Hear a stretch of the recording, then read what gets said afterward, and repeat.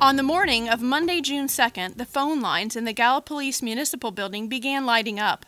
Residents were calling because they had no water and the calls were coming from all over the city. Within a day, city workers had determined that a 113-year-old water line running under the Chickamauga Creek had ruptured. The line was spewing up to 2 million gallons of water a day into the creek.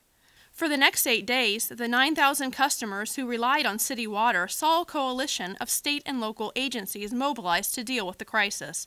The incident closed most of the city's restaurants and jeopardized the health of patients at the Holzer Medical Center. Aid workers and volunteers from around the state descended on the Ohio River City to offer assistance. They included the Ohio Departments of Transportation, Rehabilitation and Corrections, and Environmental Protection Agency, engineers from Franklin and Montgomery counties, the Ohio Rural Water Association, and the Red Cross. They were coordinated by the Governor's Office, the Ohio Emergency Management Agency, the Gallia County Health Department, and the Office of Gallipolis City Manager Randy Finney. The phones were lighting up. People were calling saying, we have no water, we have no water, and it wasn't just in one area. Normally we see a water leak, it happens in one area, so this was going on throughout the whole system, and we just couldn't imagine what was going on. So all of our maintenance crews started going out and started searching and trying to find, where the source of the leak was at. We knew we had lost pressure.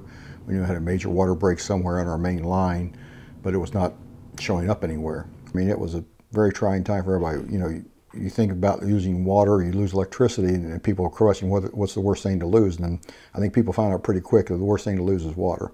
When we lost the water, it was really rough. Because 3 of the 10 are children, and one's an 8-month-old infant. Oh, it was rough because my son actually took a 5-gallon bucket and went over to the river and scooped it up for like the toilet and stuff. Well, we actually met first with our Emergency Management Agency, and they were a big help to kind of guide us what we needed to do. And our county commissioner stepped up and said we need to declare emergency after about the 2nd day, saying we have some issues, and just to make sure that we cover ourselves, we probably need to open this up. They got in contact with the state agency, and they immediately responded, getting us on conference calls with all the organizations in the state to help us determine what was going on and what assistance we needed to fix the problems we had. I'm the emergency response coordinator for the Gallia County Health Department, and so when we began having this water emergency, our Emergency Management Association enacted our Emergency Operations Center, and I became a part of that, and they put me in charge of the Water Distribution Center. And so my job was to coordinate all of the water we needed to give to our community. We had about 3,000 residents who didn't have water, and we didn't know how long it was going to last, so we needed to get drinking water into these folks as quickly as possible. And included in that water distribution center had to be volunteers, so we had people who were willing to come out and hand out water to all these folks. And so I put out a plea on my Facebook account asking for organizations to volunteer, to come out and work in maybe 4-hour shifts to distribute this water. And some of the first folks that I had respond were local 4-H clubs. And so we have some of the representatives from our local 4-H clubs who came out and handed out water to our community, which I think is a fantastic thing. I think that we're stronger together. It brought us together. I think we're doing better, and it definitely built stronger bonds with us. Well, they were all really nice. You didn't have a long wait. They had it set up to where the ones in cars just went down around the park, pulled in, and they loaded it for them. And they were nice to me because you had to go upstairs because they had it on the riverfront. And they would carry them up the steps for me, and so all I had to do was carry them through the park and to my house. The Ohio Emergency Management Association was the leading force to get the thing focused. We met with them. They organized the program we started with. We had ODOT involved with that. Ohio Warren came in to help us. Ohio Rural Water Association assisted with us. The state agency, the governor's office, was always on the call. Our state representative was on the call helping us with the issues. There's many agencies that stepped up. We would have anywhere from 25 to 30 people on a phone call when we had these sessions every day.